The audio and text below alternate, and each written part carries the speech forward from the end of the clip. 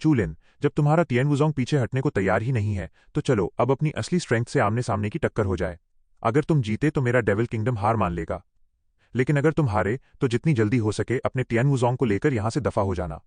क्यानजिंग की आवाज खतरनाक जीन एनर्जी के साथ पूरे आसमान में गूंज उठी। वहां खड़े हर इंसान के कानों में उसके गुस्से की दहाड़ साफ सुनाई दे रही थी। पिछली घटना के बाद क्यानजिंग ने साफ तौर पर काफी चालाकी से काम लिया। उसने सीधे नाम लेकर चुनौती दे डाली। ऊपर से अपनी खुद की स्ट्रेंथ की शर्त रखकर उसने चू लिन को ईविल कॉर्प्स का इस्तेमाल करने से भी रोक दिया। हाँ, ईविल कॉर्प्स भी तो चू लिन की ही एक ताकत है। क्या तुम्हारा मतलब है कि वो इसका इस्तेमाल नहीं कर सकता? क्या तुम सच में इतने ढीठ हो? ब्लैक स्कर्ट वाली औरत ने मुंह बनाते हुए उसे खरी खोटी सुनाई। बकवास बंद करो। अगर तुम्हें ये कंडीशन मंजूर नहीं है तो हम सीधे सीधे आपस में ही लड़ लेंगे। भले ही तुम्हारे पास फूहाओ का सपोर्ट हो तो भी क्या फर्क पड़ जाएगा? क्यानजिंग ने ठंडे दिमाग से ताना मारा। क्यानजिंग की इस घटिया हरकत को देखकर ब्लैक स्कर्ट वाली औरत और बाकी सब गुस्से से उबल पड़े। इससे पहले कि वो लोग कुछ बोल पाते, छू लिन ने हाथ का इशारा करके उन्हें रोका और शांति से आगे बढ़ाया। शुआ छू लिन के आगे बढ़ते ही लोगों की निगाहें भी उसके साथ साथ घूमने लगीं। किसी ने सपने में भी नहीं सोचा था कि छू लिन सच में क्यानजिंग से लड़ने का इरादा रखता है। छू लिन, डू हुआंगक्वान, ब्लैक स्कर्ट वाली औरत और बाकी सबके चेहरों का रंग हल्का सा उड़ गया। माना कि पिछली बार छू लिन ने क्यानजिंग को पीछे हटने पर मजबूर कर दिया था, लेकिन वो काफी ट्रिकी मामला था। पर इस बार क्यानजिंग पक्का छू लिन को कोई मौका नहीं देगा। अगर वो ईविल कॉर्प्स वाला एडवांटेज ही छोड़ देगा तो फिर वो क्यानजिंग का मुकाबला कैसे करेगा? चू लिन, क्या तुम इसे हैंडल कर लोगे? ब्लैक ड्रेस वाली औरत को थोड़ी फिक्र हो रही थी। वो लोग सच में यहाँ लॉस्ट डेविल किंगडम के साथ कोई बड़ी जंग नहीं छेड़ना चाहते थे, पर अगर चू लिन को इस तरह रिस्क लेने दिया गया तो इससे तो बेहतर यही होगा कि तिएन वुज़ोंग के साथ मिलकर सीधे सीधे ही लड़ाई कर ली जाए। छू लिन ने शांति से सिर हिलाया और आगे बढ़ गया। उसने खुखार चेहरे वाले क्यानजिंग को ठंडी आंखों से घूरा और कहा, ये लड़ाई मुझे मंजूर है। उसके इतना कहते ही पूरी घाटी में हैरानी की लहर दौड़ गई। किसी को यकीन नहीं हो रहा था कि चू लिन सच में ईविल कॉर्प्स का फायदा छोड़कर क्यानजिंग के साथ वन ऑन वन बैटल लड़ने की हिम्मत करेगा। ये कोई सही फैसला नहीं है। जहां मिलेनियम पवेलियन के लोग खड़े थे वहां यांग डेंग ने धीरे से सिर हिलाते हुए एक लंबी सांस छोड़ी। ये कोई ट्रेजर आइडेंटिफिकेशन मीटिंग नहीं है। क्यानजिंग इस बार सच में खून का प्यासा हो रहा है। वो कोई बेवकूफ नहीं है। पक्का उसके दिमाग में कोई प्लान चल रहा होगा, यिन क्यूई ने ठंडे अंदाज में कहा, पर अगले ही पल उसे पछतावा होने लगा। आखिर उसने छू लिन की तरफदारी क्यों की? ओह, सच में? यिन क्यूई की ये बात सुनकर यांग डेंग को यकीन नहीं हुआ। अगर चू लिन ईविल कॉर्प्स का सहारा लेता तब तो वो किसी तरह क्यानजिंग को टक्कर दे भी सकता था, पर अब जब वो ईविल कॉर्प्स का इस्तेमाल ही नहीं करेगा तो यांग डेंग को समझ नहीं आ रहा था कि आखिर छू लिन किस दम पर क्यानजिंग से लड़ने जा रहा है। बढ़िया, काफी हिम्मत है तुम्हारे अंदर। छू लिन की हाँ सुनते ही क्यानजिंग का चेहरा और भी खतरनाक हो गया। उसकी आंखों में एक खौफनाक एक्साइटमेंट चमकने लगी। फॉरेन रूइंस के शहर में मिली उस दर्दनाक हार ने उसके सीने में आग लगा दी थी, और अब आखिरकार उसे अपनी वो सारी भड़ास निकालने का मौका मिल ही गया था। माना कि पिछली बार चू लिन ने अपनी अजीब ट्रिक से उसे चकमा दे दिया था, पर क्यानजिंग को पूरा कॉन्फिडेंस था कि अगर वो अपनी फुल स्ट्रेंथ लगा दे तो चू लिन को बुरी तरह धो डालेगा। 3 डीमंस में से एक होने के नाते ये उसका गुरूर था। वो कैंगलन वर्ल्ड की सारी फोर्सेस के सामने चू लिन को अपने पैरों तले कुचलना चाहता था। कड़क। क्यानजिंग ने अपनी मुट्ठी भींची और उसके शरीर से गरजते हुए तूफान की तरह तेज बिजली चमकने लगी। उसका पूरा शरीर थंडर आर्मर की एक परत से ढक गया और उसके अंदर से खतरनाक जीन एनर्जी की लहरें बाहर फूटने लगीं। बेवकूफ, इस बार मैं तुझे दिखाऊंगा कि तेरे और मेरे बीच कितना बड़ा फासला है। क्यानजिंग ने आंखें उठाकर छू लिन को घूरा। उसके माथे की हरी नसें केंचुए की तरह तन गई थीं। छू लिन का चेहरा एकदम शांत था और उसका शरीर रोशनी से चमक रहा था। उसके हाथ और पैर अचानक से बदले और प्लैटिनम बॉडी का रूप ले लिया। अगले ही पल उसकी पीठ से प्लैटिनम विंग्स भी झटके से खुल गए। व्हाइट गोल्ड की चमक उसके पूरे शरीर पर हल्की हल्की बह रही थी, जो एक ठंडी सी आभा दे रही थी। इस डिफेंस में थोड़ा दम तो है, पर देखते हैं कि तुम मेरे कितने हमले झेल पाते हो, क्यानजिंग ने ठंडी मुस्कान के साथ कहा। अगले ही पल उसके चेहरे की मुस्कान गायब हो गई और उसने जमीन पर जोर से पैर पटका। बैंग जमीन पर पैर पड़ते ही ऐसा लगा जैसे आसमान में बिजली कड़क उठी हो। सबके देखते ही देखते क्यानजिंग की परछाई हल्की सी झिलमिलाई और एक तेज बिजली की तरह स्पेस को चीरते हुए आगे बढ़ गई। चू लिन की आंखों में वो बिजली तेजी से बड़ी होने लगी। क्यानजिंग की स्पीड एक खतरनाक लेवल तक पहुंच चुकी थी। शुआ चू लिन के पीछे मौजूद प्लैटिनम विंग्स हल्के से फड़फड़ाए। वो भी एक परछाई में बदला और तेजी से पीछे हट गया। बैंग जैसे ही छू लिन पीछे हटा, क्यानजिंग का मुक्का एक तेज बिजली के साथ ठीक उसके सामने गिरा और हवा में बनी उसकी परछाई को चकनाचूर कर दिया। ओह, भागने में तो तुम काफी तेज हो, पर क्या तुम्हें सच में लगता है कि तुम मुझसे बच पाओगे? मुक्का खाली जाने पर क्यानजिंग ने ठंडे स्वर में ताना मारा। उसने अपनी 2 उंगलियां जोड़ी और सीधा छू लिन की तरफ इशारा कर दिया। Thunder destroys and shakes the air. एक तेज बिजली वहां से छूटी और सीधा छू लिन के माथे की तरफ लपकी। डाई द डीमन आई। छू लिन का माथा खुला और उस एक काली आंख में तेजी से भारी एनर्जी जमा होने लगी। एक काले रंग की लाइट कॉलम फूटकर बाहर निकली और उस गहरी नीली बिजली से जा टकराई। बैंग, दोनों ताकतों के टकराने की भारी आवाज़ गूंजी और दोनों किरणें एक साथ गायब हो गईं। ठीक है, देखते हैं तुम मुझे ऐसे कितनी बार रोक पाते हो। अपना हमला नाकाम होने पर कियानजिंग को गुस्सा नहीं आया, बल्कि वो ठंडे दिमाग से मुस्कुराया। उसका रियल्म चूलिन से कहीं ज्यादा ऊंचा था। अगर जीन एनर्जी कैपेसिटी की बात की जाए तो चूलिन उसके सामने कहीं नहीं टिकता था। थंडर, अरे गॉड फिंगर! शुआ शुआ शुआ! पूरे आसमान में गड़गड़ाहट गूंजने लगी, जिसमें एक खौफनाक जानलेवा ताकत भरी थी। इस खतरनाक बमबारी ने सीधा छू लिन को चारों तरफ से घेर लिया। ये हमला बेहद खूंखार था। थंडर डेविल सन का नाम सच में बिल्कुल सही था। सिर्फ इस एक हमले को देखकर 9th रॉबरी ऑफ स्वांजिंग के कई स्ट्रांग फाइटर्स भी खौफ से कांप जाते। छू लिन ने ऊपर देखा, उसकी आंखें भारी हो रही थीं। बारिश की बूंदों की तरह गिरती वो बिजली बेहद खतरनाक थी। हू छू! लिन ने मुंह से गंदी हवा बाहर निकाली और फिर उसकी आंखों में धीरे धीरे एक चमक उठने लगी। वो बिजली की बूंदें पलक झपकते ही नीचे आईं और छू लिन के शरीर पर कड़कड़ाते हुए फटने लगीं। उसकी प्लैटिनम बॉडी पर कुछ काले धब्बे जलने लगे और हल्का सा गाढ़ा काला धुआं उठने लगा। छू लिन ने आसमान से गिरती इस बिजली पर ज्यादा ध्यान नहीं दिया। क्यांजिंग के चारों तरफ बिजली की चमक और भी तेज हो रही थी। ऐसा लग रहा था जैसे कोई और भी बड़ी ताकत बाहर आने वाली है। लड़के, अब मैं तुझे लॉस्ट डेविल किंगडम का अपना सबसे बेहतरीन वार दिखाता हूँ। अगर तू इस हमले में मारा गया तो ये तेरी खुशनसीबी होगी। क्यांजिंग का शरीर बिजली की तरह दहाड़ रहा था और एक जानलेवा ऑरा पूरे आसमान में फैल गया। अगले ही पल क्यांजिंग के हाथों में भयंकर बिजली कड़कने लगी। ये हमला जाओ मेंग्यू और बाकी लोगों ने क्यांजिंग की उस खतरनाक एनर्जी को महसूस किया। उनकी आंखें फटी की फटी रह गईं और उनके मुंह से आवाज निकल गई।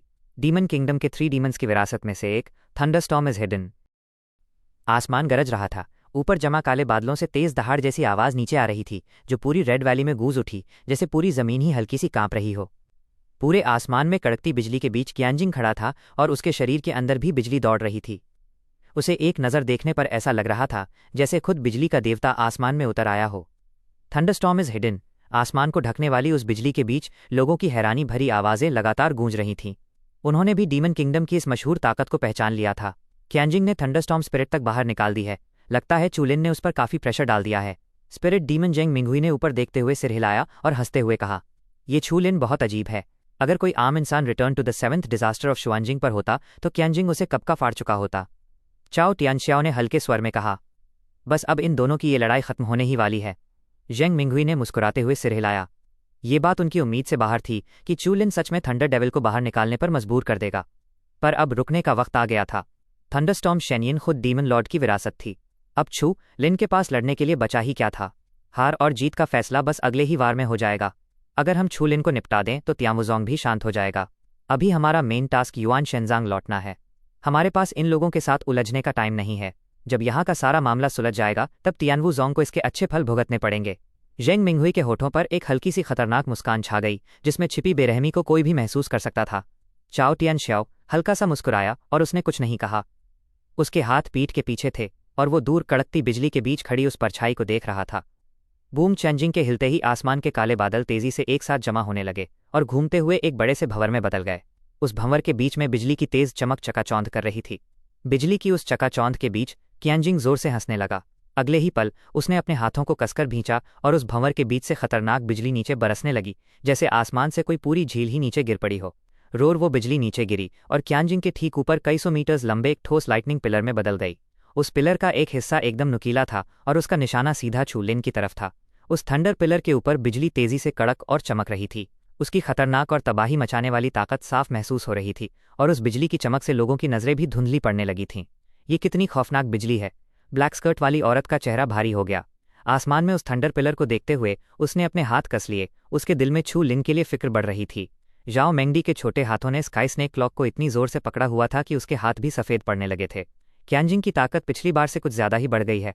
फू हाओ ने हल्की सी सांस छोड़ी। उसकी आंखों में एक अजीब सी चमक थी और ऐसा लग रहा था जैसे वो किसी भी वक्त हमला करने के लिए तैयार हो।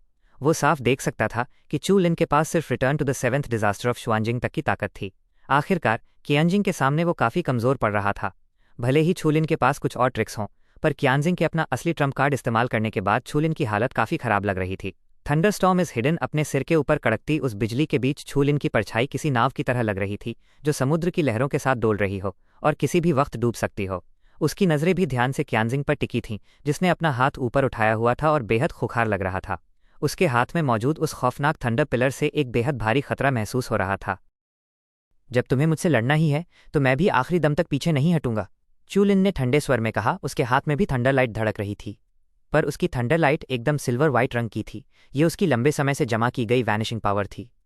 सोर्स ऑफ एक्सटिंक्शन पर चू लिन की पकड़ जैसे जैसे मजबूत हो रही थी, उसने एनर्जी को इस्तेमाल करने का एक नया तरीका सीख लिया था। अब वो न सिर्फ अपनी 5 लाख वैनिशिंग पावर का इस्तेमाल कर सकता था, बल्कि सोर्स ऑफ एक्सटिंक्शन की मदद से अपने शरीर की हर तरह की एनर्जी को वैनिशिंग पावर में बदल सकता था। शुरू हो जा। घाटी में मौजूद 10,000 लोगों की नज़रों के सामने उसने अपनी हथेली को हल्के से आगे बढ़ाया और फिर एक सिल्वरी वाइट लाइट का गोला धीरे धीरे बनने लगा। उसकी हथेली के सामने वैनिशिंग पावर और जीन एनर्जी एक साथ डाली जा रही थी, और जीन एनर्जी भी उसी पल वैनिशिंग पावर में बदल रही थी। यहाँ तक कि वो अपनी स्पिरिचुअल एनर्जी और मेटल गैस को भी लगातार उसमें डाल रहा था। शुआ इस पागलपन भरे बहाव के साथ वो लाइट बॉल जो पहले एक अखरोट के बराबर थी, तेजी से बढ़कर एक बास्केटबॉल के साइज की हो गई। उसमें से निकलती सिल्वर लाइट आसमान की तरफ उठी, जिसमें सब कुछ मिटा देने वाली एक खौफनाक वैनिशिंग पावर महक रही थी, और वो चारों तरफ फैल गई। ये आखिर है क्या? 10,000 लोगों ने चू लिन की इस हरकत और उसकी आंखों की शांति को देखा, और फिर उन्हें सब कुछ खत्म कर देने वाले उस खतरनाक वैनिशिंग ब्रेथ का एहसास हुआ।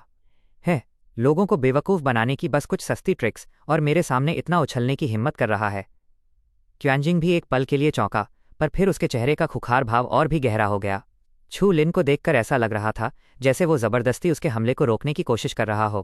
क्वानजिंग की नज़र में वो सीधे सीधे अपनी मौत को दावत दे रहा था। जब तुझे मरने की इतनी ही जल्दी है तो मैं ही तुझे ऊपर भेज देता हूँ। क्वानजिंग के सिर के ऊपर मौजूद वो कई सौ मीटर्स लंबा लाइटनिंग पिलर एक ठोस रूप ले चुका था, जैसे वो आसमान का सीना चीर देगा। उसे अपने हाथों में पकड़ते ही वो खौफनाक बिजली एक गाढ़े तरल में बदलने लगी, और उसके टकराने से उठने वाली खतरनाक लहरों ने तूफान खड़े कर दिए। क्वानजिंग ने अपनी हथेली हिलाई और उसे अचानक से नीचे की तरफ दबाया। सब लोग साफ देख सकते थे कि उस थंडर पिलर का नुकीला हिस्सा चू लिन की तरफ मुड़कर हल्का सा कांप रहा था। थंडरस्टॉर्म इज हिडन, सब खत्म। क्वानजिंग के गले से एक भारी फुफकार और दहाड़ निकली, फिर उसके हाथ की नीली नसें झटके से तन गईं। उसका शरीर हल्का सा झुका और उसने उस थंडर पिलर को पूरी ताकत से फेंक दिया। बस इस पल पूरी दुनिया हल्की सी कांप उठी, और वो खौफनाक थंडर पिलर तेजी से बदलने लगा। उस पर कवच और पंजे निकल आए, और वो एक गरजते हुए नीले थंडर ड्रैगन में बदलकर दहाड़ता हुआ आगे बढ़ा। उस खौफनाक प्रेशर ने चू लिन की जगह को पूरी तरह से घेर लिया। एक गहरी सांस लेने के बाद उसकी आंखों में अचानक से एक तेज चमक उठी। लाखों की तादाद में वैनिशिंग पावर उसके सामने मौजूद उस लाइट में समाने लगी, और ढेर सारी जीन एनर्जी भी उस वैनिशिंग पावर में जा मिली। Vanishing rays, million shocks. Chu Lin के मुंह से एक भारी दहाड़ निकली। वो लाइट बॉल जोर से धड़कने लगी, जिसमें सब कुछ मिटा देने वाली ताकत भरी थी। उसकी धड़कन इतनी तेज थी कि ऐसा लग रहा था मानो वो किसी भी वक्त फटकर बाहर आ जाएगी। जाओ। चू लिन की आंखें एकदम ठंडी थीं। उसकी उंगलियों ने अपने सामने मौजूद उस लाइट को हल्के से छुआ, जिससे वो हल्की सी कांप गई। उसका बैलेंस पल भर में टूट गया, और वो वैनिशिंग बीम्स अब खुद को रोक नहीं पाईं। वो चू लिन के इशारे की दिशा में एक खौफनाक धमाके के साथ फूट पड़ीं। शुआ ये वैनिशिंग बीम देखने में डरावनी नहीं लग रही थी, पर इसमें एक ऐसा खतरनाक एहसास था जिसे हर कोई महसूस कर सकता था। जब वो वैनिशिंग बीम बाहर निकली तो हवा में मौजूद एनर्जी भी बिना किसी आवाज़ के पिघलकर गायब हो गई, जैसे वो कभी वहाँ थी ही नहीं। प्रिजन डीमन चाओ टियानशाओ का चेहरा हमेशा से शांत और बेपरवाह रहता था, पर इस पल उसके चेहरे का रंग भी बुरी तरह उड़ गया। बूम जैसे ही चाओ टियानशाओ के चेहरे पर हैरानी छाई, हवा में मौजूद वो दोनों खौफनाक हमले, जिन पर अनगिनत लोगों की निगाहें टिकी थीं, एक दूसरे के करीब पहुंचे और जोरदार धमाके के साथ आपस में टकरा गए। हर कोई हैरान था, लेकिन साथ ही थोड़ा एक्साइटेड भी था। कौन जीतेगा और कौन हारेगा, इसका फैसला अब होने ही वाला था। शुआ टकराने के उस पल में कोई बहुत बड़ा जमीन हिला देने वाला धमाका नहीं हुआ। चकाचौंध कर देने वाली रोशनी एक दूसरे को निगलती हुई पागलों की तरह आपस में टकराने लगी। लगभग कोई आवाज नहीं आ रही थी, लेकिन नीले और सफेद रंग का वो टकराव लोगों के रोंगटे खड़े कर रहा था। सबकी निगाहें आसमान के आधे हिस्से को घेरने वाली उन दो रंग की रोशनी पर टिकी थीं। बिग ब्रदर, क्या प्रॉब्लम है? स्पिरिट डीमन सन जेंग मिंगुई ने चाओ टियानशाओ के चेहरे का उड़ता हुआ रंग देखा। वो तुरंत चौंक गया और उसने पूछ लिया, चू लिन के अटैक में कुछ गड़बड़ है? चाओ टियानशाओ ने हवा में मौजूद उस सिल्वर बीम को घूरते हुए कहा। उसकी पलकें झपकीं और उसकी आवाज़ काफ़ी भारी हो गई। भले ही उसे पता नहीं था कि आखिर प्रॉब्लम क्या है, पर वो अपने इंस्टिंक्ट से चू लिन की उस सिल्वर बीम को महसूस कर सकता था। वो पक्का कोई नॉर्मल मैजिक पावर या ट्रेजर नहीं था। चाओ टियानशाओ की बात सुनकर स्पिरिट डेविल सन का दिल भी हल्का सा सहम गया। फिर उसने सिर हिलाते हुए हंसकर कहा, बिग ब्रदर, आपको सच में लगता है कि उस लड़के का अटैक क्यानजिंग के थंडरस्टॉर्म शैनीन को तोड़ सकता है? चाओ टियानशाओ ने ज्यादा कुछ नहीं कहा, उसका चेहरा सख्त हो चुका था। ऐसा नहीं हो सकता। चाओ टियानशाओ का चेहरा देखकर जेंग मिंगुई की आंखें थोड़ी फटी की फटी रह गईं और वो हल्का सा सुन्न पड़ गया। उसकी बातों में भी हल्की सी कंपकंपी आ गई थी। क्यानजिंग का अटैक कमजोर पड़ रहा है। चाओ टियानशाओ की ठंडी आवाज गूंजी। ये सुनकर जेंग मिंगुई ने तुरंत अपना सिर उठाया और अगले ही पल उसका चेहरा बदल गया। उसने भी देखा कि आसमान में जो नीली थंडरलाइट पागलों की तरह कड़क रही थी, वो अब लगातार कमजोर होती जा रही थी। वहीं चू लिन की सिल्वर लाइट बीम अब पूरी तरह से सिल्वर वाइट हो चुकी थी और वो पागलों की तरह उस थंडर ड्रैगन को मिटाने में लगी हुई थी। ये नामुमकिन है। जेंग मिंगुई का चेहरा और भी ज्यादा काला पड़ गया। जब जेंग मिंगुई ने ये कहा, ठीक वही बात क्यानजिंग के दिल में भी गूंज रही थी। ये पहली बार था जब उसने ऐसी अजीब एनर्जी बीम देखी थी। उसके खूंखार और जानलेवा चेहरे की जगह अब धीरे धीरे हैरानी ले रही थी। ऐसा क्यों हो रहा है? वो बस सुन खड़ा था और फिर क्यानजिंग का चेहरा गुस्से से और भी भयानक हो गया। उसे ये किसी भी कीमत पर मंजूर नहीं था। वो return to the 9th robbery of Xuanjing पर था और उसने अपनी थंडरस्टॉर्म स्पिरिट पूरी लगा दी थी। आखिर वो return to the 7th robbery of Xuanjing वाले एक चू लिन को क्यों नहीं हरा पा रहा था? बैंग उसी पल भड़कती हुई जीन एनर्जी दहाड़ते हुए क्यानजिंग के अंदर से बाहर निकली और बिजली में बदलकर चू लिन के अटैक को दबाने की कोशिश करने लगी। लेकिन वो चाहे जितनी कोशिश कर ले, उस लाइट ग्रुप से निकलने वाली वैनिशिंग लाइट बीम बस हल्की सी कम हुई थी। बिजली उसे मिटा नहीं पाई। बिजली के उस भयंकर टकराव में वो खौफनाक एनर्जी तेजी से टूटने लगी और फिर गायब हो गई। चू लिन का चेहरा शुरू से लेकर आखिर तक शांत ही रहा। सामने जो हो रहा था वो उसके लिए कोई नई बात नहीं थी। वैनिशिंग पावर का कोई मुकाबला नहीं था। अगर वो दुश्मन को हरा नहीं पा रहा था तो इसका मतलब सिर्फ इतना था कि वैनिशिंग पावर की क्वांटिटी काफी नहीं थी। साथ ही साथ चू लिन का चेहरा भी लगातार पीला पड़ता जा रहा था। वो अपनी जीन एनर्जी को वैनिशिंग पावर में बदल रहा था। भले ही ये मूव बहुत ताकतवर था, लेकिन इसमें बहुत ज्यादा जीन एनर्जी और स्पिरिचुअल एनर्जी खर्च हो रही थी। आखिरकार वो अभी सिर्फ return to the 7th disaster of Xuanjing पर ही तो था। चू लिन ने एक गहरी सांस ली। अगले ही पल उसकी आंखों में अचानक एक तेज चमक उठी और उसके गले से एक ठंडी आवाज निकली। बैंग! चू लिन की उस भारी आवाज के साथ जो वैनिशिंग बीम अभी तक शांत थी, वो अचानक से फूट पड़ी। पलक झपकते ही एक खौफनाक जानलेवा ताकत बाहर निकल आई। उस बेकाबू वैनिशिंग पावर के सामने आसमान और जमीन को भरने वाली वो कड़कती बिजली भी देखते ही देखते तेजी से गायब होने लगी। शुआ वैनिशिंग बीम आगे बढ़ी और समुद्र जितनी गहरी उस बिजली को अपनी बेजोड़ ताकत से चीरती हुई निकल गई। और आखिर में सब लोगों की फटी हुई आंखों के सामने उसने सीधे उस खौफनाक चेहरे वाले क्यानजिंग पर जोरदार वार कर दिया। क्यानजिंग हार गया। हवा में चल रही इस लड़ाई को देख रही यिन क्यूई आखिरकार धीमे स्वर में बोली। घूंघट के पीछे उसका चेहरा हल्का सा बदल गया। भले ही वो शांत थी, लेकिन इस नज़ारे को देखकर खुद पर कंट्रोल रखना मुश्किल था। केनशी की जिस औरत की पहले यांग डेंग से बहस हुई थी, उसने मुस्कुराते हुए कहा, छू लिन का नाम सच में ऐसे ही नहीं बना है। आपको क्या लगता है सीनियर ब्रदर यांग डेंग? यांग डेंग ही करके हंसा और शर्मिंदगी से अपनी नाक खुजलाने लगा। साथ ही वो अपने चेहरे की हैरानी भी छिपाने की कोशिश कर रहा था। अगर उसने खुद अपनी आंखों से ये लड़ाई नहीं देखी होती तो उसे कभी यकीन नहीं होता कि बाजी इस तरह पलट जाएगी। छू लिन सच में क्यानजिंग के लेवल के मास्टर को इस लड़ाई में हरा सकता था। ये जीत पिछली बार की तरह नहीं थी, जहां उसने रूल्स और अपनी चालाकी का फायदा उठाया था। आखिरकार क्यानजिंग ने अपनी थंडरस्टॉर्म शेनियन की विरासत तक इस्तेमाल कर ली थी, लेकिन फिर भी अंजाम ये हुआ। बूम! वो लाइट बीम गायब हुई और समुद्र जैसी वो कड़कती बिजली फट गई। सब लोगों की फटी हुई आंखों के सामने वो रोशनी तेजी से क्यानजिंग की तरफ झपटी। टकराने के उस पल सबने देखा कि क्यानजिंग के शरीर की वो लाइटनिंग लाइट तेजी से गायब हो रही थी। बैंग! हवा में एक भारी आवाज गूंजी। क्यानजिंग का चेहरा अचानक से पीला पड़ गया और उसके मुंह से खून का फव्वारा फूट पड़ा। उसका शरीर भी पीछे की तरफ हवा में उड़ गया और किसी टूटते हुए तारे की तरह तेजी से नीचे गिरने लगा। छू लिन ने गिरते हुए क्यानजिंग को ठंडी आंखों से देखा। उसकी आंखों में एक बर्फीली चमक उठी और उसके पीछे के प्लैटिनम विंग्स भी जोर से फड़फड़ाए। भीड़ की हैरानी भरी चीखों के बीच उसकी परछाई तेजी से नीचे झपटी। पलक झपकते ही वो क्यानजिंग के सामने पहुंच गया। उसने अपने हाथ को जोर से भींचा और आसमान से स्टार ट्री सीधा उसकी हथेली में आ गया, जिससे उसने पूरी ताकत से क्यानजिंग पर वार कर दिया। बैंग! वो काला जायंट ट्री खौफनाक ताकत के साथ क्यानजिंग के शरीर पर आ गिरा। वो जानलेवा पावर क्यानजिंग के सीने में फैल गई और उसकी हड्डियां टूटने की तेज आवाज गूंज उठी। पफ! उसके मुंह से खून की उल्टी हुई। क्यानजिंग का चेहरा खौफ से भर चुका था। सामने खड़े लड़के को देखकर उसे समझ आ गया था। छू लिन का चेहरा खूंखार और पहले से कहीं ज्यादा खतरनाक लग रहा था। छू लिन साफ तौर पर उसका काम यहीं तमाम करना चाहता था। ये ख्याल आते ही क्यानजिंग की रूह कांप गई। छू लिन की ये बेरहमी उसकी सोच से भी कहीं ज्यादा थी। क्यानजिंग का सहमा और डरा हुआ चेहरा देखकर छू लिन के पीले पड़े चेहरे पर एक ठंडी मुस्कान आ गई। जब वो किसी से लड़ता था तो वो कभी रहम नहीं खाता था। इतनी लंबी लड़ाई के बाद वो लॉस्ट डीमन किंगडम की क्रूरता और दुश्मनी को अच्छी तरह समझ चुका था। डीमन किंगडम और टियन वुज़ोंग के बीच की ये दुश्मनी अब कम नहीं होने वाली थी। उसे पक्का यकीन था कि डीमन किंगडम आगे चलकर उस पर हमला जरूर करेगा। ऐसे में उसने इस मौके का फायदा उठाकर डीमन किंगडम के 3 डीमंस में से एक को यहीं जान से मारने का फैसला कर लिया। सबसे पहले इस थंडर डेविल सन क्यानजिंग को खत्म करना होगा। छू लिन की आंखों में जानलेवा इरादा साफ झलक रहा था। उसने अपने हाथ में पकड़े उस काले जायंट ट्री को पीछे खींचा और पूरी ताकत से क्यानजिंग के सिर पर दे मारा। छू लिन, तेरी ये हिम्मत! जैसे ही छू लिन अपनी जीत का फायदा उठाना चाहता था, तभी साइड से एक भारी आवाज गूंजी। प्रिजन डीमन चाओ तियानशाओ तेजी से झिलमिलाया और सीधा उसकी तरफ झपटा। चाओ तियानशाओ अभी आगे बढ़ा ही था कि तभी एक और इंसान भी उसी वक्त हवा में उड़ा। फू हाओ की परछाई चाओ तियानशाओ के सामने आ गई और उसने एक हाथ से चाओ तियानशाओ को रोक लिया। शुआ चाओ तियानशाओ के रुकते ही जेंग मिंगुई के चेहरे का रंग अचानक से उड़ गया। स्पिरिट डीमन जेंग मिंगुई ने अपना हाथ आगे बढ़ाया और उसकी परछाई भी हवा में उड़ गई। उसके पीछे जियू यूजी और लॉस्ट डेविल किंगडम के बाकी पावरफुल डिसाइपल्स भी उसके पीछे पीछे निकल पड़े। हम भी चलते हैं। ब्लैक स्कर्ट वाली औरत लॉस्ट डीमन किंगडम के लोगों को घूर रही थी और उसने अचानक से एक जोरदार आवाज लगाई। उसकी दहाड़ गूंजते ही वो ब्लैक स्कर्ट वाली औरत पहले ही आगे बढ़ चुकी थी। उसके पीछे डुहुआंगक्वान, जाओ मेंगडी, ये चिंग और वो काले ईविल कॉप्सेस भी हवा में उड़ गए। जाओ मेंगडी के हाथ में स्काई स्नेक बेल चमक रही थी और वो लड़ाई के लिए पूरी तरह से तैयार थी। इन लोगों को देखकर दोनों फोर्सेस के सारे डिसाइपल्स अपनी आंखों में एक खूंखार चमक लिए खड़े हो गए। उनकी उबलती हुई जीन एनर्जी ने आसमान को चीर दिया और काले बादलों को भी फाड़ डाला।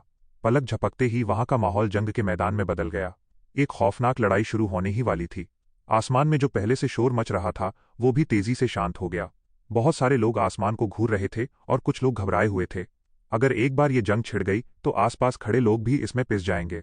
फू हाओ, क्या तुम सच में मेरे लॉस्ट डेविल किंगडम और टियानवुज़ोंग की इस दुश्मनी में पड़ना चाहते हो? चाओ तियानशाओ का चेहरा एकदम ठंडा था। उसने अपने सामने खड़े फू हाओ को घूरा। उसकी बातों में साफ जानलेवा इरादा झलक रहा था। मुझे बस तुम्हारा ये एटीट्यूड पसंद नहीं है, तो क्या कर लोगे? चाओ तियानशाओ की इस धमकी पर फू हाओ ने बस एक ठंडी सी मुस्कान दी। इसी बीच छूलिन को एक बार फिर से आसमान से वो जानी पहचानी महक महसूस हुई, जिससे छूलिन को और भी पक्का यकीन हो गया कि फू हाओ और यूं पक्का एक ही जगह से आए हैं। चूलिन, अगर तुमने क्यांजिंग को मारा तो मेरा लॉस्ट डेविल किंगडम मरते दम तक तुम्हें नहीं छोड़ेगा। जेंग मिंगुई ने अपना फोल्डिंग फैन घुमाया और क्यांजिंग की गर्दन पकड़े हुए चूलिन को घूरते हुए ठंडी आवाज में कहा, क्या हमारी दुश्मनी पहले से ही मरने मारने वाली नहीं है? छूलिन हंसा। उसका शांत चेहरा पीला पड़ चुका था, पर इस वक्त जेंग मिंगुई और बाकी लॉस्ट डिसाइपल्स को उसकी आंखों में सिर्फ एक बर्फीली चमक नजर आ रही थी। चूलिन, क्या तुम सच में इस वैली में लॉस्ट डेविल किंगडम से लड़ना चाहते हो? चाओ तियानशाओ ने अपनी आंखें नीची की और अपने हाथ में मौजूद फ्लैट आयरन सॉर्ड को कसकर पकड़ लिया। उसकी आंखों में एक अजीब सी ग्रे चमक कौंधी। हा, उसका जो अंजाम होगा वो तुम देखना नहीं चाहोगे, भले ही फू हाओ तुम्हारे टियानवुज़ोंग की मदद क्यों न कर ले। इतना कहकर उसने अपनी आंखें उठाईं और उसके सीधे साधे चेहरे पर एक अजीब सी मुस्कान आ गई। मुझे मजबूर मत करो, नहीं तो सिर्फ फू हाओ मुझे नहीं रोक पाएगा। छू लिन की आंखें अचानक से सिकुड़ गईं। उसने चाओ तियानशाओ को घूरा। न जाने क्यों उसके दिल में एक खौफनाक एहसास उठने लगा था। ही, इतना कॉन्फिडेंस, मैं भी आजमाना चाहूंगा। फू हाओ ने जब चाओ तियानशाओ की बात सुनी तो उसके मास्क पहने हुए चेहरे पर भी एक अजीब सा भाव आ गया। अच्छा। चाओ तियानशाओ की आंखें हल्की सी काली पड़ गईं। वो सामने वाले की बातों में छिपी दुश्मनी को साफ महसूस कर सकता था। उसके पीछे खड़े जेंग मिंगुई और बाकी लोगों का रवैया भी थोड़ा सख्त हो गया। लॉस्ट डीमन किंगडम के कैंप के बाहर वो खतरनाक जीन एनर्जी लगातार फैलने लगी थी। डीमन किंगडम के लोगों का ये रवैया देखकर चूलिन के पीछे खड़े जाओ मेंग्यू, जाओ मेंगडी, डू हुआंगक्वान और बाकी टियानवुज़ोंग डिसाइपल्स भी टेंशन में आ गए। रोड जैसे ही वो जंग छिड़ने वाली थी, वैली के बीचों बीच एक जोरदार हलचल गूंज उठी। अनगिनत लोगों की नजरें खौफ के साथ उस तरफ घूमी। फिर उन्होंने देखा कि वहां का स्पेस हल्का सा मुड़ रहा था और एक एंशिएंट हॉल धुंधला सा नजर आने लगा, जिसमें से एक बेहद भारी ऑरा बाहर बह रहा था। Return to Yuan Shenzang. इस अजीब नज़ारे के सामने आते ही पूरी जगह पागलों जैसी चीखों से गूंज उठी। लोगों की आंखों में एक जलती हुई लालच की आग चमकने लगी, जैसे सच में आग लग गई हो। वो सब यहाँ लॉस्ट डेविल किंगडम और टियानवुज़ोंग की लड़ाई के मजे लेने के लिए जमा नहीं हुए थे। उनका असली गोल तो इसी जगह छिपे रिटर्न टू युआन शेनज़ांग को हासिल करना था। क्या शेनज़ांग सच में बाहर आने वाला है? चूलिन ने अपनी आंखें सिकोड़ी और सामने मौजूद उस हल्के से डिस्टॉर्टेड स्पेस को देखने लगा। उसे यकीन नहीं हो रहा था कि शेनज़ांग ठीक इसी वक्त बाहर आ जाएगा। भले ही उनके सामने का स्पेस थोड़ा डिस्टॉर्टेड था, पर हर कोई धुंधले तौर पर कुछ पवेलियंस देख सकता था। उस स्पेस में अभी भी आइसोलेशन का एक एहसास था और उसे खोलने के लिए उनके पास की कमी थी। लोगों की नजरें आपस में मिली और फिर सब सीधा चाओ तियानशाओ पर जा टिकीं। वो सब यहाँ ये सुनकर जमा हुए थे कि लॉस्ट डेविल किंगडम के पास गुयुआन शेनकांग को खोलने का कोई तरीका है। इस करंट सिचुएशन में अगर वो शेनकांग को खोलना चाहते थे तो उनके पास सिर्फ लॉस्ट डेविल किंगडम की तरफ देखने के अलावा और कोई रास्ता नहीं था। सब लोगों को अपनी तरफ घूरते देख चाओ तियानशाओ ने तुरंत इसे नोटिस कर लिया। उसकी आंखों में एक हल्की सी चमक उठी और उसने अपनी आवाज बुलंद की, छूलिन, हम सब यहाँ गुयुआन शेनकांग के लिए आए हैं। अगर तुम क्यांजिंग को छोड़ दोगे तो मैं तुरंत गुयुआन शेनकांग खोल दूंगा और सारा ट्रेजर सबके साथ शेयर करूंगा। लेकिन अगर तुमने जिद पकड़ी तो इसे कोई नहीं खोल पाएगा, और अगर बात बिगड़ गई तो उसके कॉन्सिक्वेंसेस कोई भी नहीं झेल पाएगा। चाओ तियानशाओ के इन लफ्जों में कोई बनावट नहीं थी। जीन एनर्जी की मदद से उसकी आवाज दूर दूर तक फैल गई, ताकि वैली में मौजूद हर एक इंसान उसकी इस बात को बिल्कुल साफ सुन सके। ये चाओ तियानशाओ कितना चालाक है। ब्लैक स्कर्ट वाली औरत के चेहरे का रंग अचानक से बदल गया। चाओ टियानशाओ की ये चाल साफ तौर पर वैली के सारे लोगों को लॉस्ट डेविल किंगडम के पाले में खींचने के लिए थी, ताकि वो सब मिलकर टियान वुजोंग वालों पर प्रेशर डाल सकें। उसकी ये चाल सच में बेहद खतरनाक थी। चाओ टियानशाओ के इतना कहते ही वहां खड़े बहुत से लोगों की आंखों में एक अजीब सा भाव साफ देखा जा सकता था। चू लिन, अब हम क्या करें? डू हुआंगक्वान ने धीमी आवाज में पूछा। इस करंट सिचुएशन में टियान वुजोंग लगभग सभी फोर्सेस के निशाने पर आ चुका था। अगर ऐसा ही चलता रहा तो उनके लिए बहुत बड़ी मुसीबत खड़ी हो जाएगी। चू लिन ने हल्का सा माथा सिकोड़ा और चाओ टियानशाओ को घूरने लगा। फिर उसने अपने हाथ में पकड़े हुए क्यानजिंग पर एक नजर डाली और उसके चेहरे पर एक हल्की सी मुस्कान आ गई। जब ब्रदर टियानशाओ इतने जेनरस हैं कि वो इस गॉड्स हिडन ट्रेजर को हम सबके साथ शेयर करना चाहते हैं, तो टियानवू सेक्ट भी पीछे नहीं हटेगा और पूरी इज्जत देगा। इससे पहले हमारे बीच सिर्फ एक फ्रेंडली एक्सचेंज चल रहा था, हमारा किसी की जान लेने का कोई इरादा नहीं था। ये सुनते ही लॉस्ट डेविल किंगडम के सारे डिसाइपल्स का मुंह ऐंठने लगा। अभी थोड़ी देर पहले ही छू लिन का वो जानलेवा इरादा साफ झलक रहा था। वो पूरी तरह से क्यानजिंग को जान से मारने पर तुला हुआ था, जो कि उसकी अभी की बातों से बिल्कुल अलग था। ब्रदर चू लिन सच में बहुत समझदार हैं। चाओ टियानशाओ के चेहरे पर एक हल्की सी मुस्कान तैरने लगी, पर उसकी ये मुस्कान जितनी मीठी थी, अंदर से उतनी ही बर्फीली महसूस हो रही थी। अगर ऐसी बात है तो क्यानजिंग को छोड़ दो। इस कॉन्टेस्ट में तुम्हारे टियान वुजोंग की जीत हुई। ये बात कहते हुए चाओ टियानशाओ अंदर से बहुत ज्यादा डिप्रेस्ड और गुस्से में था। अपने एटीट्यूड के साथ उसने आखिर कब किसी से इतने दबे हुए लहजे में बात की थी। वो पूरे कैंगलन वर्ल्ड की यंग जनरेशन का टॉप फाइटर था, पर चाओ टियानशाओ झुकना और वक्त पड़ने पर दबना अच्छे से जानता था। भले ही उसके दिल में जान से मारने के इरादे उबल रहे थे, फिर भी उसके चेहरे पर एक शांत सी मुस्कान बनी हुई थी। हालांकि वो मुस्कान अब धीरे धीरे सख्त होती जा रही थी। छू लिन ने हल्की सी नजरें घुमाई, फिर उसके चेहरे पर एक बड़ी सी मुस्कान फैल गई और उसने प्यार से अपना सिर हिला दिया। सामने का नजारा देखकर हर कोई थोड़ा शांत हो गया। एक तरह से देखा जाए तो इन दोनों का एंड्योरेंस सच में बहुत खतरनाक था। उन्हें पता था कि जो इंसान जल्दी गुस्सा हो जाता है वो इतना खतरनाक नहीं होता, बल्कि जो लोग अपने इमोशंस को कंट्रोल कर सकते हैं वो बहुत खौफनाक होते हैं। चू लिन और चाओ टियानशाओ दोनों ही बिल्कुल ऐसे इंसान थे। हाँ, चू लिन ने अपने हाथ में पकड़े क्यानजिंग को हल्की सी दया के साथ देखा। उसके होठों पर एक हल्की सी मुस्कान आई और फिर उसने बिना किसी हिचकिचाहट के अपना कदम उठाया। उसने तुरंत क्यानजिंग को वापस फेंक दिया, लेकिन किसी ने भी ये नोटिस नहीं किया कि जब छू लिन ने क्यानजिंग को फेंका तो बिना किसी की नजर में आए एक लाइट चुपके से क्यानजिंग के शरीर में घुस गई। चू लिन के फेंकते ही लॉस्ट डेविल किंगडम के डिसाइपल्स ने तुरंत क्यानजिंग को पकड़ लिया। उसका चेहरा सफेद पड़ चुका था, उसकी आंखों में गहरी नफरत भरी थी और उसने खूंखार तरीके से छू लिन को घूरा। फिर वो दहाड़ा, छू लिन, तू इंतजार कर। जब तू मेरे हाथ लगेगा तो मैं तुझे बुरी तरह कुचल दूंगा। क्यानजिंग की इस भड़ास पर छू लिन बस हंसा और उसने उसकी बात को बिल्कुल भी दिल पर नहीं लिया। खैर, हमारे लॉस्ट डेविल किंगडम का हर एक इंसान तुमसे नफरत करता है। चू लिन को क्यानजिंग वापस फेंकते देख चाओ टियानशाओ के चेहरे की मुस्कान हल्की सी सिकुड़ गई। फिर उसने शांत आवाज में कहा, पूरे टियानवुजोंग में तुम सबसे मुश्किल इंसान हो। ब्रदर टियानशाओ, आपकी इस तारीफ के लिए शुक्रिया। छू लिन हल्का सा मुस्कुराया। उसकी बात सुनकर सामने वाले का खून खौलने लगा था। जेंग मिंगहुई की आंखों में एक खुखार चमक कौंधी, बस प्रिजन डेविल का चेहरा अभी भी सपाट था। हा, कैंगलन पावर का ये ट्रायल इतनी आसानी से खत्म नहीं होगा। चू लिन, तुम इंतजार करो, मैं तुमसे इस सबका पूरा हिसाब लूंगा। चाओ टियानशाओ ने छू लिन को घूरा और ठंडे स्वर में बोला। छू लिन के चेहरे पर भी एक शानदार मुस्कान आ गई और उसने जोर से अपना सिर हिलाया। फिर उसने कुछ ऐसा कह दिया जिसे सुनकर चाओ टियानशाओ जैसे शांत इंसान के चेहरे का रंग भी बिगड़ गया। अब जब इतनी सारी बकवास हो ही चुकी है तो क्या तुम्हारे गुयुआन शेनजांग खोलने का टाइम आ गया है? चाओ टियानशाओ का चेहरा अचानक बर्फ की तरह ठंडा पड़ गया, जैसे वो 10,000 सालों तक नहीं पिघलेगा। उसे बहुत भयंकर गुस्सा आ रहा था, पर उसने खुद को जबरदस्ती पीछे खींचा। उसकी ठंडी आंखें छू लिन को घूर रही थीं। फिर उसने अपने पीछे खड़े जेंग मिंगुई को इशारा किया और मुड़कर जाने लगा। बड़ी तेज जबान है तुम्हारी, छू लिन, तुम्हारी ये बात मुझे याद रहेगी। मुझे उम्मीद है कि किसी दिन तुम तब भी इतनी ही खुशी से मुस्कुरा पाओगे जितना आज मुस्कुरा रहे हो। चाओ टियानशाओ मुड़कर वहां से निकल गया, पर उसकी ठंडी परछाई से एक जानलेवा ऑरा महसूस हो रहा था। कोई भी साफ महसूस कर सकता था कि लॉस्ट डीमन किंगडम का सबसे बेहतरीन डिसाइपल चू लिन की हरकतों से पूरी तरह से आग बबूला हो चुका था। जेंग मिंगुई और डीमन किंगडम के बाकी डिसाइपल्स ने भी गहरी नजर से उन्हें घूरा, फिर वो सब भी मुड़कर वहां से निकल गए। लॉस्ट डीमन डोमेन के डिसाइपल्स के जाते ही वहां का भारी माहौल एकदम हल्का हो गया। टियानवुजोंग के डिसाइपल्स ने भी अपनी कसकर बंद मुट्ठियां खोल दी, जो पूरी तरह पसीने से भीग चुकी थीं। भले ही वो बहुत घबराए हुए थे, लेकिन उनकी आंखों में एक अलग ही खुशी चमक रही थी। कई सालों में पहली बार लॉस्ट डेविल किंगडम के साथ हुई लड़ाई में उनका पलड़ा भारी रहा था। क्या तुम ठीक हो? जाओ मेंगडी ने जब उन लोगों को वापस जाते देखा तो उसने राहत की सांस ली। उसने जल्दी से अपने हाथ में पकड़ी स्काई स्नेक बेल को अंदर रख लिया।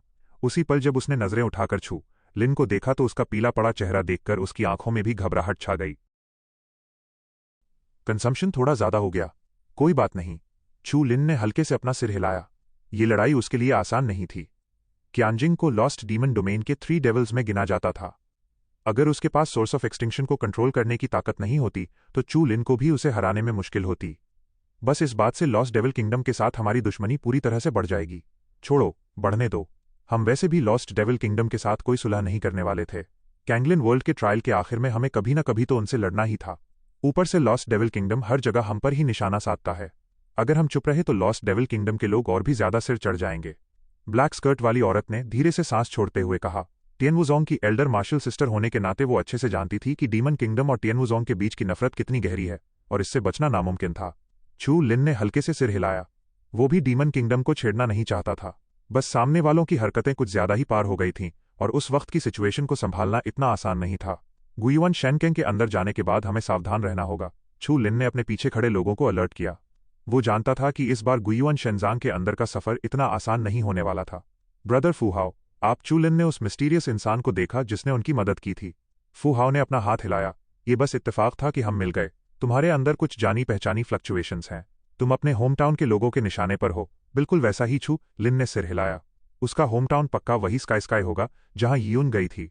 लगता है उस जगह पर बहुत सारे दुश्मन भरे पड़े हैं। कुछ कहा नहीं जा सकता। यहां तक कि कैंगलन भी स्काई के दुश्मन इलाकों में से एक था। मैं तुम्हारी थोड़ी मदद कर सकता हूं, पर अगर सच में कोई बड़ी लड़ाई छिड़ी तो मैं सबसे पहले यहां से निकल लूंगा। फू हाओ ने धीमी आवाज में कहा। चू लिन ने ईमानदारी से सिर हिलाते हुए कहा, थैंक यू ब्रदर फू हाओ। चू लिन ने नजरें उठाकर दूर देखा। उसने देखा कि डीमन किंगडम के डिसाइपल्स पहले ही उस ट्विस्टेड स्पेस के पास खड़े थे। फिर सबकी नजरों के सामने उस टीम के सबसे आगे खड़ा चाओ टियानशियाओ आराम से चलते हुए बाहर आया। क्या सच में उसके पास गुयुआन शेनकेंग खोलने का कोई तरीका है? ये नज़ारा देखकर चू लिन ने धीरे से सांस छोड़ी। सब लोगों की नजरों के सामने चाओ टियानशियाओ ने अपना हाथ भींचा और एक लाल लाइट बाहर निकल आई। ऐसा लग रहा था जैसे उस लाइट के अंदर कोई लिक्विड फ्लेम बह रही हो। चाओ टियानशियाओ ने उसे ऊपर उछाला। वो आग तेजी से उड़ी। अपने पीछे आग की एक लंबी पूंछ छोड़ती हुई वो सीधे उस ट्विस्टेड स्पेस में जा घुसी। पफ जैसे ही उस आग ने स्पेस को छुआ, वो साफ और चमकीला स्पेस जोर से कांपने लगा। फिर लोगों ने साफ देखा कि वो स्पेस दाएं और बाएं तरफ से हल्का सा फट रहा था। उसके पीछे वाले स्पेस में ऐसा लग रहा था जैसे कोई न खत्म होने वाली आग जल रही हो और वहां से एक बेहद पुरानी महक बाहर आ रही थी, जैसे वो किसी एंशिएंट इंटरस्टेलर के दौर में वापस लौट गए हों। बूम! उस स्पेस के फटते ही वहां की जमीन अचानक से गर्म हो गई और अनगिनत लोगों की आंखों में लालच की आग भड़क उठी। गुयुआन शेनकांग फॉरेन रूइंस के सबसे मशहूर रेलिक्स में से एक था। एंशिएंट सुपरनैचुरल पावर्स और हेवन एंड अर्थ के खजानों के अलावा वहां टियान्युआन के सबसे बड़े खजाने के मिलने की भी उम्मीद थी। इन्हीं अफवाहों की वजह से हर कोई इसे हथियाना चाहता था। इससे पहले जब वो गुयुआन शेनकेंग के सामने थे तो वो उसे खोल नहीं पाए थे, इसलिए वो चाहे जितना भी तड़प लें वो कुछ नहीं कर सकते थे। पर अब शेनकेंग खुल चुका था और लोगों के दिलों का लालच एक भड़कती आग की तरह आसमान छू रहा था, जैसे कोई भूखा शेर अपने पिंजरे से छूटकर पहाड़ से नीचे उतर आया हो। शुआ वहां की शांति बस कुछ ही पलों तक टिकी। अगले ही पल आसमान चीरने की आवाजें चारों तरफ गूंज उठीं और कई परछाइयां पागलों की तरह अंदर की तरफ दौड़ पड़ीं। चाओ तियनशाओ ने उन भागते लोगों को हल्की सी नजर से देखा, पर वो अपनी जगह पर ही खड़ा रहा और उन्हें रोकने की कोई कोशिश नहीं की। हम इंतजार करेंगे। चू लिन की आंखें हल्की सी सिकुड़ी और उसने अपने पीछे आ रहे उन इम्पेशेंट टियनवुजोंग डिसाइपल्स को रोक दिया। जैसे ही चू लिन ने टियनवुजोंग के डिसाइपल्स को रोका, कुछ परछाइयां पहले ही रेड वैली से निकलकर उस फटे हुए स्पेस में घुसने वाली थीं। लग रहा था कि वो लोग अंदर पहुंच ही जाएंगे कि अचानक बैंग बैंग की आवाज के साथ उनके शरीरों में भयंकर आग लग गई। आसमान में आग की लपटें उठने लगीं और उस स्पेस से दर्दनाक चीखें गूंज उठीं, जिससे वहां मौजूद हर इंसान के चेहरे का रंग उड़ गया। वो परछाइयां देखते ही देखते आग के गोलों में बदल गईं और फिर थोड़ी ही देर में राख बनकर हवा में गायब हो गईं। इस अचानक हुए खौफनाक हादसे ने लोगों की रूह कंपा दी और उनके दिलों में उबल रहा लालच पल भर में आधा हो गया। उनकी आंखें खौफ और हैरानी से फटी रह गईं। गुयुआन गॉड सच में बहुत खतरनाक था और हर कोई अंदर जाने के लायक नहीं था। उस स्पेस के सामने खड़े लॉस्ट मैजिक रेल्म के ज्यादातर डिसाइपल्स घबराकर पीछे हट गए और आखिर में वहां सिर्फ कुछ दर्जन लोग ही बचे। इन लोगों का ऑरा काफी भारी था और उनमें से हर कोई eighth robbery of returning to the metaphysical realm के लेवल पर था।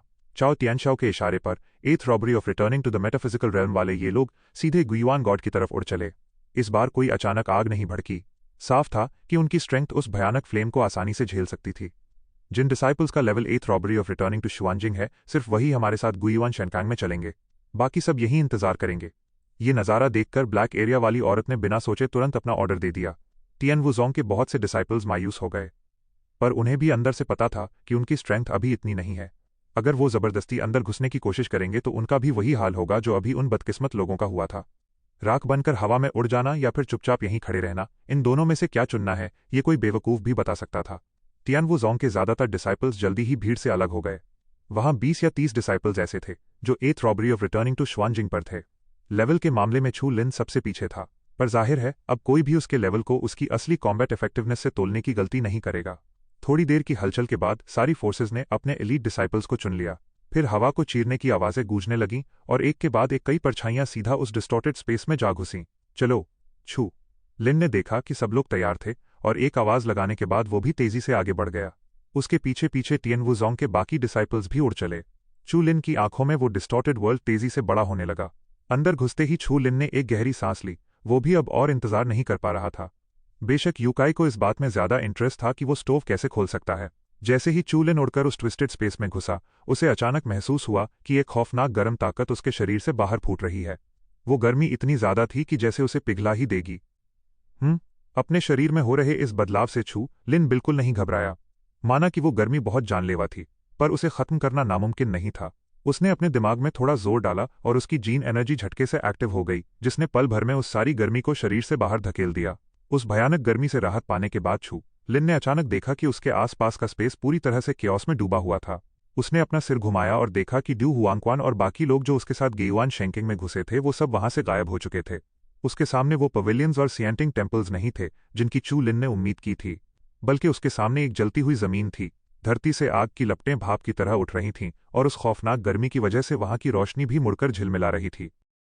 क्या यही गुयुआन शेंजांग है? छू लिन ने नीचे उस आग उगलती जमीन को देखा और उसकी परछाई हल्की सी नीचे उतरी। जैसे ही उसके पैरों ने जमीन को छुआ, एक भड़कती हुई खौफनाक गर्म हवा तेजी से उसके शरीर में घुस गई।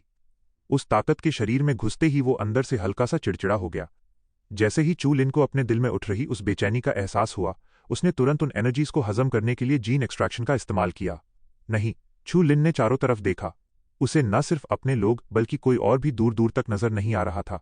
ऐसा लग रहा था कि गुयुआन गॉड कलेक्शन बहुत ही विशाल है और यहां मौजूद ट्रेजर्स को हासिल करना बेहद मुश्किल काम है। हवा में कुछ देर सोचने के बाद छू लिन को अपने शरीर में उठ रही उस भयंकर गर्मी और सूखेपन का एहसास हुआ। क्या ये गुयुआन शेंजांग का कोई टेस्ट है? ये पूरा स्पेस इस गर्म और सूखेपन वाले एहसास से भरा हुआ था।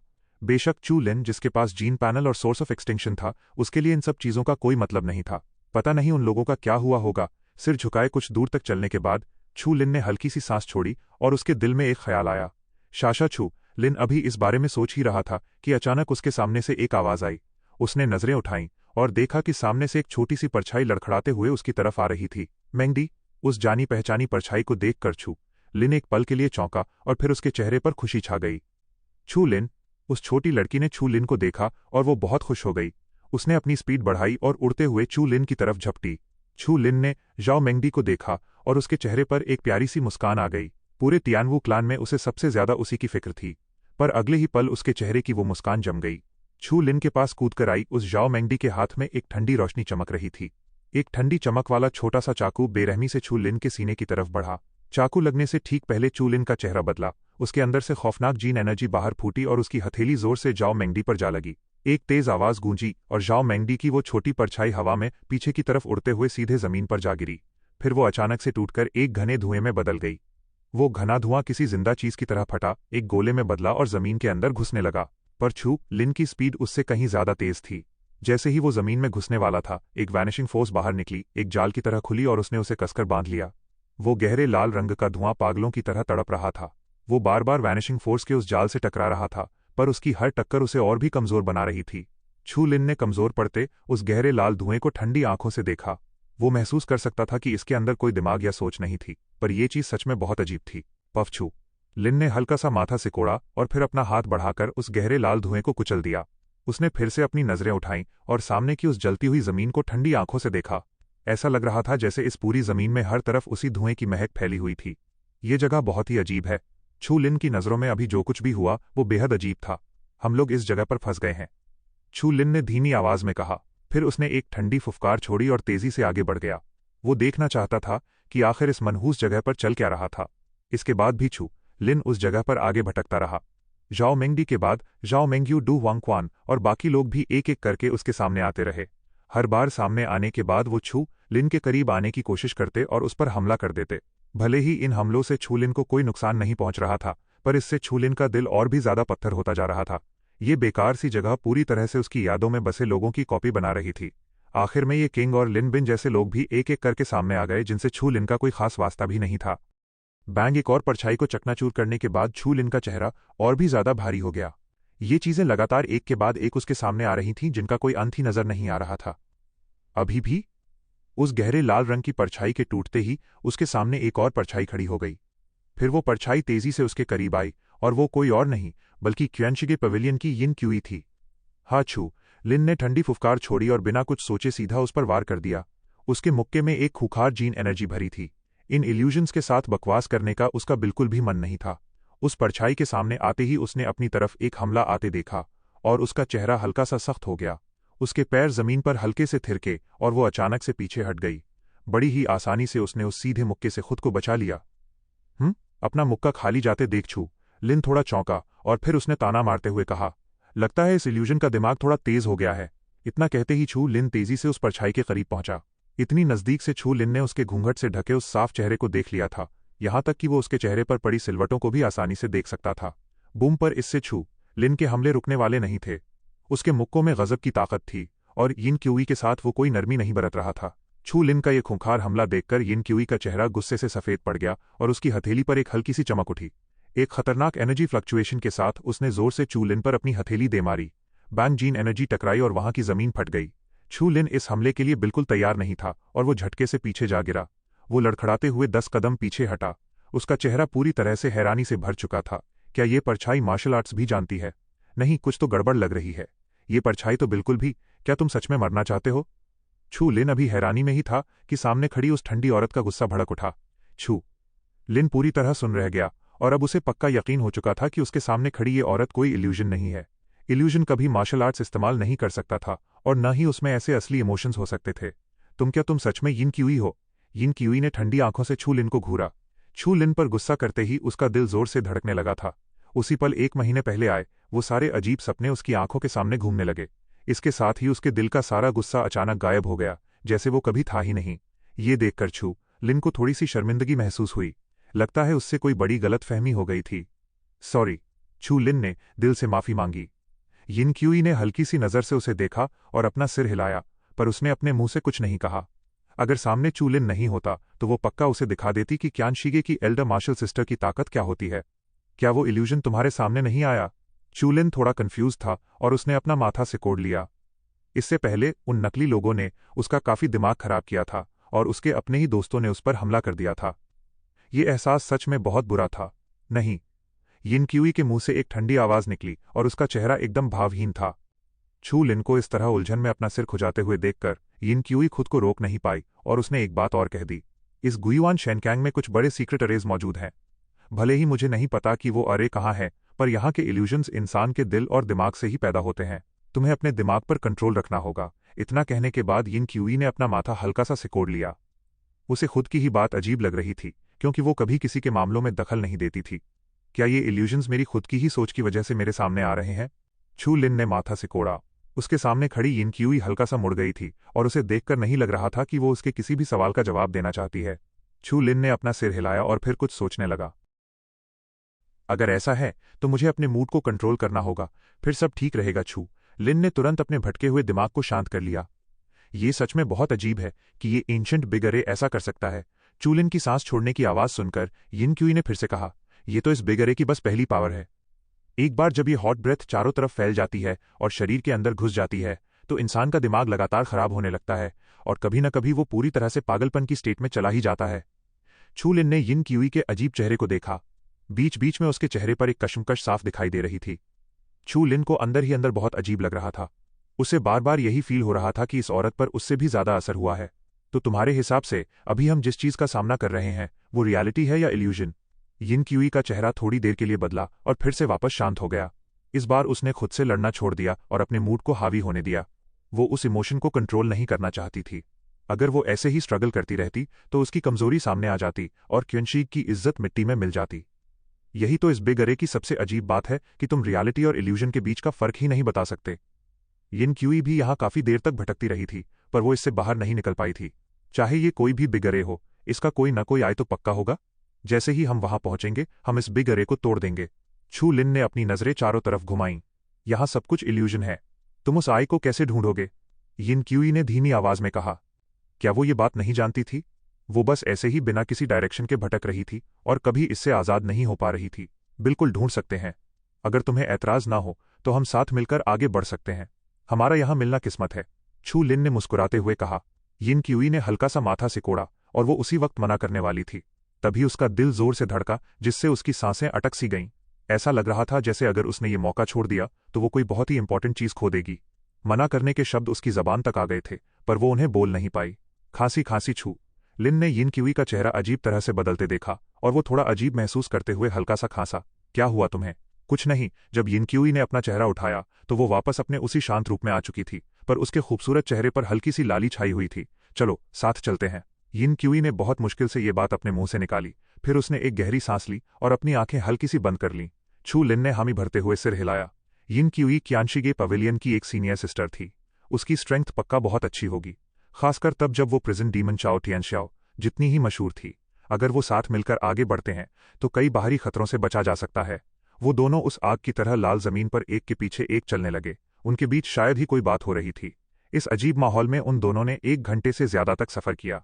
अपनी तेज क्यूआई के दम पर छू लिन ने हवा में मौजूद हल्की फ्लक्चुएशंस को महसूस किया, ताकि वो आगे बढ़ने का सही रास्ता ढूंढ सके। यिन क्यूई ठीक उसके पीछे पीछे चल रही थी। उसने ध्यान से छू लिन की पीठ को देखा। वो जितना उसे देख रही थी, उसे वो उतना ही जाना पहचाना लग रहा था, जैसे वो बिल्कुल उसी इंसान जैसा हो जो उसके सपनों में आता था। जब यिन क्यूई इन अजीब ख्यालों में डूबी हुई थी, तभी छू लिन ने अचानक से आवाज दी और वो भी झटके से ख्यालों से बाहर आ गई। लगता है यही इस अजीब जगह का आय है। चू लिन ने अपने सामने मौजूद एक फ्लैट ऑल्टर को देखा और अपना सिर घुमाते हुए बोला। फ्यू। यिन क्यूई ने एक लंबी सांस छोड़ी और चारों तरफ देखा। ये एक बहुत ही चौड़ा ऑल्टर था जो पूरी तरह पत्थर का बना था और इसमें से पुरानी धूल की महक आ रही थी। ये ऑल्टर पक्का बहुत लंबे समय से यहां मौजूद था। यिन क्यूई की नजरें सामने मौजूद रॉक ऑल्टर पर टिकी थीं। उसकी आंखों का भाव अचानक से बदला। कोई आ रहा है। उसकी आवाज के साथ ही उसकी निगाहें रॉक ऑल्टर के पार दूसरी तरफ घूमी। आसमान से हवा चीरने की तेज आवाज आ रही थी। अगले ही पल 3 लोग आराम से चलते हुए बाहर आए और सीधा उसकी ओर छू लिन की नजरों के सामने उतर गए। ये तो बहुत बड़ा इत्तेफाक है। जब चू लिन ने उन तीनों को देखा तो उसकी आंखें भी अचानक से भारी हो गईं, क्योंकि वो तीनों परछाइयां कोई और नहीं बल्कि लॉस्ट डेविल किंगडम के 3 डीमंस थे। जैसे ही छू लिन ने उन तीनों को देखा, चाओ टियानशियाओ की नजर भी तुरंत उन पर पड़ गई। पहले तो वो हल्के से चौंके, फिर उनके चेहरों पर एक अजीब सी खुशी, ठंडक और मजाक उड़ाने वाला भाव आ गया। उन तीनों की नजरों में छू लिन का यहां होना खुद अपनी मौत को बुलावा देने जैसा था। चाओ टियानशियाओ का चेहरा एकदम भावहीन था। जब उसकी निगाहें छू लिन के बगल में खड़ी यिन क्यूई पर पड़ी तो उसके चेहरे पर हल्की सी हलचल हुई। फिर उसने और भी ज्यादा खूंखार नजरों से छू लिन को घूरा। छू लिन, लगता है किस्मत हम पर पहले से कहीं ज्यादा मेहरबान है। अभी कितना वक्त बीता है और तुम खुद चलकर हमारे पास आ गए। थंडर डीमन सन क्यानजिंग ने गुस्से से चू लिन को घूरा। उसका चेहरा अभी भी थोड़ा पीला पड़ा हुआ था। स्पिरिट डीमन जेंग मिंगहुई भी ठंडी आंखों से चू लिन को घूर रहा था। उसका चेहरा भी कुछ ठीक नहीं लग रहा था। मुझे थोड़ी हैरानी है कि तुम इसे ढूंढते हुए यहां तक पहुंच गए। चाओ टियानशियाओ हाहा करके हंसा। उसने हमला करने में कोई जल्दबाजी नहीं दिखाई और हल्की आवाज में बोला। वो 3 डेविल्स इतनी जल्दी यहां इसलिए पहुंच पाए थे क्योंकि उनके पास गुयुअन गॉड के इकट्ठा किए गए बहुत सारे मटेरियल्स थे। पर चाओ तिनशाओ ने सपने में भी नहीं सोचा था कि जब वो इस जगह पर पहुंचेंगे तो चू लिन भी यहां आ जाएगा। क्या यही इस बिग अरे का आय है? रॉक ऑल्टर को देखते हुए चू लिन की आंखें हल्की सी सिकुड़ गईं। सोर्स ऑफ एक्सटिंक्शन की अपनी तेज समझ से वो एनर्जी में हो रही कुछ अजीब फ्लक्चुएशंस को आसानी से महसूस कर सकता था। ये चीज चू लिन ने अपनी नजरें उठाईं और रॉक ऑल्टर के ऊपर मौजूद आसमान को देखने लगा, जहां कुछ अजीब सी हलचल लग रही थी।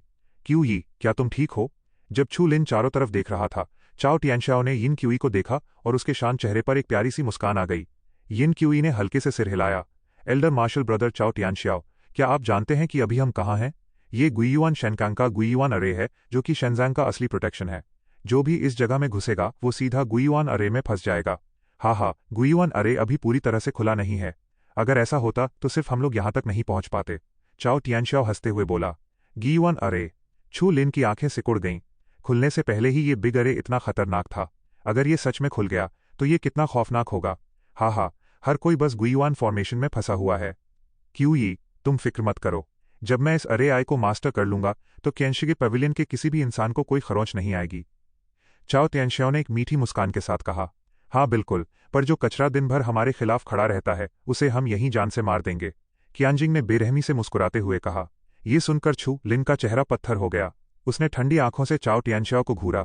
अगर मेरे टियानवुजोंग के किसी भी डिसाइपल को कुछ भी हुआ तो तुम लॉस्ट डेविल्स डोमेन वाले सब के सब मारे जाओगे। तुम्हारे अंदर कोई खास स्किल तो है नहीं, पर तुम्हारी आवाज़ बहुत ऊंची है। उन दिनों में ये शिंगे भी तुम्हारी तरह इतना नहीं उछलता था। आखिर तुम हो क्या चीज़? जेंग मिंगुई के होठों पर मजाक उड़ाने वाली मुस्कान थी। इतनी बुरी हालत में भी तुम्हारी जबान चल रही है। क्या तुम्हें सच में लगता है कि तुम इस लायक हो? चाओ टियानशाओ के चेहरे पर उसका मजाक उड़ाने वाला भाव साफ दिख रहा था। बिग ब्रदर, इस चूलिन को यहीं खत्म कर दो ताकि आगे कोई ट्रबल ना खड़ी हो, क्यानजिंग ने जल्दीबाजी में कहा। चाओ टियानशाओ की आंखों में एक हल्की सी चमक उठी और उसने धीरे से अपना सिर हिलाया। जब छू लिन खुद चलकर उनके जाल में फंसी गया था तो वो इस मौके का पूरा फायदा उठाकर उसे रास्ते से हटा देगा। चाओ टियानशाओ को हाँ कहते देख क्यानजिंग और जेंग मिंगुई की आंखों में भी एक साथ जानलेवा इरादा चमक उठा। वो दोनों धीरे धीरे अलग हुए और छू लिन को चारों तरफ से घेरने लगे। छू लिन की आंखें अचानक से भारी हो गईं और उसकी जीन एनर्जी तेजी से शरीर में दौड़ने लगी। अपनी फाइटिंग पावर के दम पर अकेले क्यानजिंग को हराने के लिए भी उसे अपनी जान की बाजी लगानी पड़ी थी। ऐसे में वो चाहे जितना भी कॉन्फिडेंट क्यों न हो, वो केयरलेस होने की गलती कभी नहीं कर सकता था। उन तीनों डीमंस के शरीर हवा में हल्के से उठ गए। उनकी खौफनाक जीन एनर्जी धीरे धीरे एक साथ जमा होने लगी और एक बेहद भारी प्रेशर ने चू लिन को पूरी तरह से घेर लिया। चू लिन ने अपना हाथ हिलाया और ईविल कॉर्प्स अनिच्छा से उसके सामने आ गया। वो जोर से दहाड़ा और खूंखार नजरों से सामने वालों को घूरने लगा। चूलिन अभी इस जानलेवा लड़ाई के लिए तैयार हो ही रहा था कि अचानक चाइव ऑर्किड की एक भीनी सी खुशबू हवा में तैरने लगी। वो हैरानी से फटी आंखों से देखता रह गया जब यिन क्यूई कूदकर सीधे उसके सामने आकर खड़ी हो गई। क्यूई, ये सब क्या है? यिन क्यूई को चूलिन के सामने खड़ा देखकर चाओ तियानशाओ का चेहरा पल भर में बदल गया और उसने भारी आवाज में पूछा। यिन क्यूई का चेहरा थोड़ा अजीब लग रहा था और उसकी आंखों में हल्की सी बेबसी झलक रही थी। उसने धीमी आवाज में कहा, एल्डर मार्शल ब्रदर चाओ तियानशाओ, मैं यहां तक सिर्फ चूलिन की मदद से पहुंच पाई हूं। उसने मुझे रास्ता दिखाया है और मुझ पर उसका एक एहसान है, इसलिए अगर आप लोग उस पर हमला करेंगे तो मैं चुपचाप नहीं खड़ी रह सकती। भले ही यिन क्यूई के चेहरे के भाव थोड़े अलग लग रहे थे, पर उसकी आवाज एकदम फर्म थी। हालांकि उसकी बातों का लॉजिक किसी को भी हजम नहीं हो रहा था। चाओ तियानशाओ का चेहरा और भी ज्यादा काला पड़ गया। उसकी आंखों से जैसे आग की लपटें बाहर निकल रही थीं। यिन क्यूई का खुद आगे बढ़कर चूलिन को इस तरह प्रोटेक्ट करना, इस बात ने पहली बार चाओ तियानशाओ के दिमागी बैलेंस को पूरी तरह से हिलाकर रख दिया था। जेंग मिंगुई और क्यानजिंग ने भी चाओ तियानशाओ को हल्की नजर से देखा। उन सबको अच्छे से पता था कि उनका एल्डर ब्रदर यिन क्यूई को पसंद करता है। भले ही इतने सालों में उन दोनों के बीच कोई बात आगे नहीं बढ़ी थी, पर चाओ तियानशाओ ने बहुत पहले से ही यिन क्यूई को अपनी प्रॉपर्टी मान लिया था, जिसे कोई और छू भी नहीं सकता था। वो दोनों अच्छे से जानते थे कि अगर यिन क्यूई बीच में नहीं आती तो शायद बात इतनी नहीं बिगड़ती। पर अब जब वो खुद चूलिन के लिए ढाल बनकर खड़ी हो गई थी तो चूलिन का मरना तय था। चूलिन, क्या तुम इसी तरह औरतों के पीछे छिपते फिरोगे? चाओ तियानशाओ ने ठंडी आवाज में ताना मारा। चूलिन हंसा और उसने एहसानमंद नजरों से यिन क्यूई को देखा, पर वो किसी ठंडी मूर्ति की तरह खड़ी रही और उसने कोई जवाब नहीं दिया। फिर चूलिन चुपचाप आगे बढ़ा और यिन क्यूई के सामने आकर खड़ा हो गया। उसने ठंडी और खूंखार आवाज में जवाब दिया, अगर तुम मुझे मारना चाहते हो तो तुम्हें भी इसकी बहुत भारी कीमत चुकानी पड़ेगी। कीमत? तुम्हारा दिमाग खराब हो गया है। चाओ तियानशाओ ने ऊपर से छू लिन को नीची नजरों से देखते हुए कहा, पर उसके इस मजाक पर छू लिन ने बस हल्के से सिर हिलाया और बोला, हाँ, तो फिर आजमा कर देख लो। उसकी उस शांत मुस्कान के पीछे एक बेहद खूंखार और जानलेवा इरादा छिपा था। छू लिन की ये बात सुनकर चाओ तियानशाओ की आंखें अचानक से बेरहम हो गईं। उसने छू लिन को घूरा। छू लिन के चेहरे पर डर का कोई नामो निशान तक नहीं था, बल्कि वो पहले से भी ज्यादा पागल लग रहा था। चाओ तियानशाओ की आंखें हल्की सी सिकुड़ गईं। अब छू लिन का सामना करते वक्त उसने उसे कमजोर समझने की गलती करना छोड़ दिया था। भले ही चूलिन का लेवल बहुत कम था, पर उसकी हरकतों ने चाओ तियानशाओ को अच्छे से समझा दिया था कि जो भी चूलिन की स्ट्रेंथ को उसके लेवल से जज करेगा वो दुनिया का सबसे बड़ा बेवकूफ होगा। भले ही चाओ तियानशाओ को नहीं पता था कि चूलिन ऐसा कैसे कर लेता है, पर वो अभी भी उसके सामने खड़े होकर उससे लड़ने की हिम्मत दिखा रहा था। चाओ तियानशाओ को अंदर से महसूस हो रहा था कि चीजें इतनी सिंपल नहीं हैं। बिग ब्रदर, क्यानजिंग और जेंग मिंगुई ने चाओ तियानशाओ को गहरी सोच में डूबे हुए देखा तो वो दोनों भी सुन रह गए। उन्हें बिल्कुल यकीन नहीं हो रहा था कि कैंगलन वर्ल्ड का नंबर 1 माना जाने वाला उनका एल्डर ब्रदर सिर्फ चू लिन की एक बात से ही रुक गया था। बिग ब्रदर, भले ही इस लड़के में 3 डीमन से टकराने की एबिलिटी हो, पर यह हम तीनों का मुकाबला नहीं कर सकता। इस लड़के की बातों में मत आइए, क्यानजिंग ने गंभीर होकर कहा। जेंग मिंगुई की आंखें हल्की सी चमकीं। चू लिन को गहराई से देखने के बाद उसने ज्यादा कुछ नहीं कहा। वो चाओ तियानशाओ के कैरेक्टर को बहुत अच्छे से जानता था। अगर छू लिन के पास सच में कोई खौफनाक चीज नहीं होती तो वो कभी इतना शक नहीं करता। मैं पहले फॉर्मेशन का कंट्रोल अपने हाथ में लूंगा, चाओ तियानशाओ ने छू लिन के चेहरे से अपनी नजरें हटाते हुए कहा। ये सुनते ही क्यानजिंग बेचैन हो गया। वो सच में इस वंस इन अ लाइफटाइम मौके को गंवाना नहीं चाहता था, पर चाओ तियानशाओ ने उसे रोक दिया। टेंशन मत लो, बस मेरा इंतजार करो। एक बार फॉर्मेशन का कंट्रोल मेरे हाथ में आ जाए तो वो इस net of heaven and earth से बचकर कहां भाग पाएगा। जेंग मिंगुई ने सिर हिलाया। क्यानजिंग, शांति से इंतजार करो। एल्डर ब्रदर सही कह रहे हैं। इसके बाद तुम इस छू लिन के साथ जो चाहो वो कर सकते हो। ठीक है, मैं छू लिन को कुछ और मिनट्स तक जिंदा रहने दूंगा, कियानजिंग ने नफरत भरी आवाज में कहा और तेजी से छू लिन को एक नजर घूरा। चाओ तियानश्याओ ने ठंडी आंखों से छू लिन को घूरा, फिर वो तेजी से पीछे हटा और रॉक ऑल्टर पर जा उतरा। उसे इस बात की पॉसिबिलिटी बिल्कुल पसंद नहीं थी। जब अरे को कंट्रोल करना एक परफेक्ट स्ट्रैटेजी थी तो वो कोई रिस्क नहीं लेना चाहता था। एक बार जब वो गुईवान अरे को मास्टर कर लेगा तो भले ही छू लिन के पास आसमान से जुड़ने की ताकत क्यों ना हो, उसे चुपचाप अपनी मौत का इंतजार करना पड़ेगा। चाओ तियानशाओ के रॉक ऑल्टर पर उतरने के बाद कियानजिंग और जेंग मिंगुई हवा में तैरते हुए ठंडी नजरों से छू लिन को घूरने लगे। वो ऑल्टर को गार्ड कर रहे थे और उनके चारों तरफ की जीन एनर्जी उबल रही थी ताकि चू लिन के किसी भी हमले को रोका जा सके। क्या ये होमिंग अरे को कंट्रोल करने के लिए है? चाओ तियानशाओ की हरकतों को देखकर छू लिन तुरंत समझ गया कि सामने वाला क्या करने जा रहा है, पर उसके चेहरे पर घबराहट का कोई नामो निशान नहीं था। ऐसा लग रहा था जैसे चाओ तियानशाओ जो भी कर रहा है उससे छू लिन को कोई फर्क ही नहीं पड़ता। यिन क्यूई ने माथा सिकोड़ा और चू लिन को देखा। क्या तुम नहीं जानते कि चाओ तियानशाओ के फॉर्मेशन कंट्रोल करने के बाद क्या होगा? उस वक्त पूरे गुईवान फॉर्मेशन में मौजूद हर इंसान की जिंदगी और मौत उसके हाथ में होगी। तुम्हारे टियानवुजोंग के पास चाहे कितने भी तरीके क्यों न हो, तुम बच नहीं पाओगे। छू लिन हल्का सा मुस्कुराया। छू लिन को इस तरह देखकर यिन क्यूई की भौहें हल्की सी तन गईं। तो फिर तुम इतने शांत क्यों हो? एक बार जो भी रिटर्न टू द युआन अरे को कंट्रोल कर लेगा वो अरे में मौजूद हर इंसान को कंट्रोल कर सकता है, पर क्या इसे मास्टर करना सच में इतना आसान है? छू लिन ने मुस्कुराते हुए कहा। यिन क्यूई को ये सब और भी अजीब लगने लगा। उसकी ये क्यूरियोसिटी उसके दिल में मौजूद उन सपनों के असर से नहीं आई थी, बल्कि उसे सच में छू लिन के बारे में जानने की क्यूरियोसिटी हो रही थी। आखिर इसके अंदर इतना सेल्फ कॉन्फिडेंस कहाँ से आता है? तुम्हारे सामने रिटर्निंग अरे का आय है। चाओ तियानश्याओ के पास पक्का इसकी डिटेल्ड इन्फॉर्मेशन होगी। क्या तुम इतने श्योर हो कि वो फेल हो जाएगा, और तो और वो फेल होगा या नहीं, इसके लिए क्या तुम्हें टियानवुजोंग के सब लोगों की जान दांव पर लगानी पड़ेगी? ये return to the Yuan dynasty का बिल्कुल सही वक्त है। हाँ। छू लिन के होठों पर एक हल्की सी मुस्कान आ गई। लाल आसमान को देखते हुए वो धीरे से हंसा। तो फिर इंतजार करो, चाओ तियानश्याओ कभी कामयाब नहीं हो पाएगा। यिन क्यूई ने हल्का सा माथा सिकोड़ा, पर उसने ज्यादा सवाल नहीं किए। उसने रॉक ऑल्टर पर मौजूद चाओ तियानश्याओ को देखा। इस वक्त उसने सच में खुद को बांध लिया था और वो लगातार अपनी उबलती हुई जेनेटिक एनर्जी को नीचे की तरफ डाल रहा था, जिससे एक मिस्टीरियस वेव बाहर फूटने लगी। रोर। चाओ तियानश्याओ के ऐसा करते ही वो रॉक ऑल्टर हल्की आवाज में गरजा। उसकी चपटी चट्टानें कांपने लगीं और उन चट्टानों की दरारों से एक तेज रोशनी फूट पड़ी। हवा में खड़े जेंग मिंगुई और कियानजिंग एक साथ हंस पड़े। उनके सामने की सिचुएशन एकदम स्मूथ लग रही थी।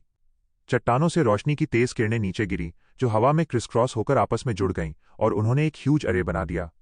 चू लिन की निगाहें अचानक से सामने आए उस बड़े अरे पर टिकी थीं। वो बिग अरे हल्के से नीचे उतरा और उसने उस ऑल्टर को पूरी तरह से ढक लिया। पर सामने का नजारा देखकर छू लिन ने हल्का सा माथा सिकोड़ा। ये फॉर्मेशन इस जगह को गार्ड करता हुआ नहीं लग रहा था, बल्कि ऐसा लग रहा था जैसे वो इस जगह को दबाने की कोशिश कर रहा हो। छू लिन के दिल का वो बुरा एहसास और भी भारी हो गया। पक्का यहां कोई न कोई प्रॉब्लम थी। केयरफुल रहना, इतना कहकर यिन क्यूई पीछे हट गई। यिन क्यूई की आंखों में भी सीरियसनेस थी, उसे भी कुछ गड़बड़ महसूस हो रही थी। उधर ऑल्टर पर चाओ तियानश्याओ ने माथा सिकोड़ा और ऑल्टर को ढकने वाले उस बिग अरे को देखने लगा। एक पल की हिचकिचाहट के बाद उसने ऑल्टर के बीचों बीच मौजूद एक पुराने पिलर पर जोरदार हमला कर दिया। बैंग, वो पुराना पिलर टूटकर बिखर गया। उस बड़े अरे के सेंटर से फूटती रोशनी अचानक से टूट गई और फिर वो पूरा अरे हल्का सा धुंधला पड़ गया। बूम, जैसे ही वहां का अंधेरा गहराया, वो ऑल्टर पागलों की तरह कांपने लगा और नीचे की उस आग जैसी लाल जमीन में एक दरार खुल गई। ये क्या हो रहा है? हवा में मौजूद जेंग मिंगुई और कियानजिंग भी अनसर्टन थे। उन्हें लग रहा था कि शायद उन्होंने उस बिग अरे को मास्टर कर लिया है। उस बिग अरे के नीचे खड़े चाओ तियानश्याओ का चेहरा अचानक से बदल गया। उसकी आंखों में एक खूंखार चमक आ गई। उसके हाथों की ताकत और बढ़ गई और उसने लगातार कई हमले किए, जिससे उसने रोशनी देने वाली उन सारी चट्टानों और जमीन को चकनाचूर कर दिया। बूम बूम, बिग अरे की रोशनी और भी धुंधली हो गई और जमीन का कांपना और तेज हो गया। इसके बाद जमीन की उन दरारों में से थोड़ा सा काला धुआं बाहर आने लगा। उस काले धुएं को देखते ही छू लिन की आंखें अचानक से सिकुड़ गईं और उसका चेहरा खौफ से भर गया। वो इस धुएं को बहुत अच्छे से जानता था। ये बिल्कुल वैसा ही था जैसा वांग यीमो का था, जिसे उस मॉन्यूमेंट में कैद किया गया था। इस अरे के नीचे भी एंशिएंट इंटरस्टेलर मॉन्स्टर्स मौजूद थे। छू लिन ने एक गहरी सांस ली। धुएं को देखकर लग रहा था कि नीचे मौजूद एंशिएंट इंटरस्टेलर मॉन्स्टर्स उतने खतरनाक नहीं थे जितने मिशन स्टेल वाले थे, पर फिर भी उनसे निपटना आसान नहीं था। नीचे क्या है? यिन क्यूई ने भी उस काले धुएं को देखा और उसकी आंखों में भी हैरानी थी। बहुत बड़ी मुसीबत। छू लिन की आंखें बर्फ की तरह ठंडी हो चुकी थीं। उसने अपनी नजरें उठाईं और अरे के नीचे खड़े चाओ तियानश्याओ को घूरते हुए ठंडी आवाज में कहा, बेवकूफ, क्या तुम इस अरे को तोड़कर अंदर बैठे मॉन्स्टर्स को आजाद करना चाहते हो? जेंग मिंगुई और कियानजिंग भी हवा में लटकते उस काले धुएं को देख रहे थे। सामने का नज़ारा किसी भी एंगल से ऐसा नहीं लग रहा था कि बिग अरे कंट्रोल हो चुका है। मेरे मामलों में बोलने वाले तुम कोई नहीं होते। चाओ टियानशाओ उस आखिरी चट्टान की तरफ बढ़ा जो पूरी तरह से चमक रही थी। उसकी आंखों में हल्की सी हिचकिचाहट थी। फिर उसने दांत पीसे और बार बार जोर से पैर पटक कर उस चट्टान को पूरी तरह से कुचल दिया। कड़क उस आखिरी रोशनी के बुझते ही ऑल्टर को ढकने वाला वो बड़ा अरे पूरी तरह से गायब हो गया और फिर कांपता हुआ वो रॉक ऑल्टर भी धीरे धीरे शांत हो गया। ऑल्टर के रुकते ही चाओ टियानशाओ समेत उन तीनों ने राहत की सांस ली, पर वो पूरी तरह रिलैक्स हो भी नहीं पाए थे कि अचानक उन्हें महसूस हुआ कि एक खौफनाक औरा जमीन के नीचे से बाहर फूट रहा था और पागलों की तरह हर तरफ टकरा रहा था। वो रॉक ऑल्टर पूरी तरह से धमाके के साथ फट गया। पत्थर हवा में गोलियों की तरह उड़े और वो काला धुआं ऊपर की तरफ उठने लगा। एक अजीब सी महक हर तरफ फैल गई। यिन क्यूई ने हल्का सा माथा सिकोड़ा और धीरे से पूछा, अब हम क्या करें? छू लिन ने एक लंबी सांस छोड़ी और अपना सिर हिलाया। उसे कैसे पता होगा कि अब क्या करना है? क्या वो ऐसी चीजों से लड़ सकता था? वो तीनों क्या कर रहे हैं? छू लिन अभी सोच ही रहा था कि अचानक पीछे से यिन क्यूई के चिल्लाने की आवाज आई। उसने नजरें उठाईं और देखा कि चाओ टियानशाओ समेत वो तीनों लोग धीरे धीरे उस काले धुएं के करीब जा रहे थे। उनके करीब जाते ही उन तीनों के शरीर से खतरनाक जीन एनर्जी बाहर फूटी। वो आपस में जुड़कर एक लाइट कर्टन में बदल गई जिसने एक जाल का रूप ले लिया।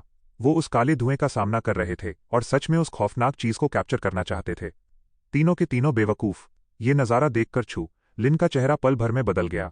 उसने किसी भी चीज की परवाह किए बिना तुरंत यिन क्यूई का हाथ पकड़ा और उसे खींचते हुए तेजी से पीछे हटने लगा। चूलिन और यिन क्यूई के वहां से हटते ही हवा में मौजूद वो एनर्जी नेटवर्क उस काले धुएं से पूरी तरह ढक गया। उसी पल एक खौफनाक एनर्जी धमाके के साथ बाहर फूटी। ही कचरे का एक झुंड मुझ पर हमला करने की हिम्मत भी कर रहा है। वो काला धुआं अचानक से मांस और खून से बने एक खूंखार पंजे में बदल गया। उन तीनों ने जो नेटवर्क बनाया था वो उस जायंट हैंड को छूते ही चकनाचूर होकर टूट गया। वो जाल उस पंजे को एक सेकंड के लिए भी नहीं रोक पाया। चाओ टियानशाओ और बाकी दोनों को तुरंत समझ आ गया कि उनका हमला एकदम बेकार था। उनके चेहरों का रंग बुरी तरह उड़ गया और वो तेजी से पीछे हटने लगे। हम उन तीनों के पीछे हटते ही वो खूंखार खूनी पंजा सीधा उन्हें पकड़ने के लिए आगे बढ़ा। बूम! ये देखकर उन तीनों के शरीर से पागलों की तरह जीन एनर्जी बाहर फूटी, पर उनका वो हमला मांस और खून से बने उस खौफनाक पंजे से टकराते ही पल भर में मिट गया। उनका वो वार उस पर कोई असर नहीं डाल पाया। दूर हट चुका छू लिन खून और मांस से बने उस विशाल पंजे को घूर रहा था जो काले धुएं से बाहर निकलकर आया था। उसका दिल भी अजीब महसूस कर रहा था। सच में एंशिएंट और आज के जानवरों की ताकत में बहुत बड़ा फर्क था। अब मेरा हाथ छोड़ने का वक्त आ गया है। छू लिन अभी इसी सोच में डूबा था कि तभी उसके बगल से एक ठंडी औरत की आवाज आई। छू लिन को एहसास हुआ कि उसने अभी भी यिन क्यूई की कलाई कसकर पकड़ी हुई है। उसके होठों पर एक अजीब सी मुस्कान आ गई और उसने तुरंत अपना हाथ हटा लिया। ये काफी खतरनाक लग रहा है। यिन क्यूई की व्हाइट जेड जैसी कलाई हल्की सी लाल हो गई थी। उसने अपनी हथेली से अपनी कलाई को मला। ये बोलते वक्त उसने छू लिन को देखा और उसकी आवाज में हल्की सी घबराहट थी। छू लिन ने सिर हिलाया और अपना माथा सिकोड़ लिया। भले ही चाओ टियानशाओ को उन एंशिएंट जानवरों से पिटता देखकर उसे अंदर ही अंदर मजा आ रहा था, पर वो ये भी जानता था कि जब वो चीज वापस मुड़ेगी तो गुयुआन फॉर्मेशन में मौजूद हर इंसान एक एक करके मारा जाएगा। उस वक्त उसे कौन रोक पाएगा?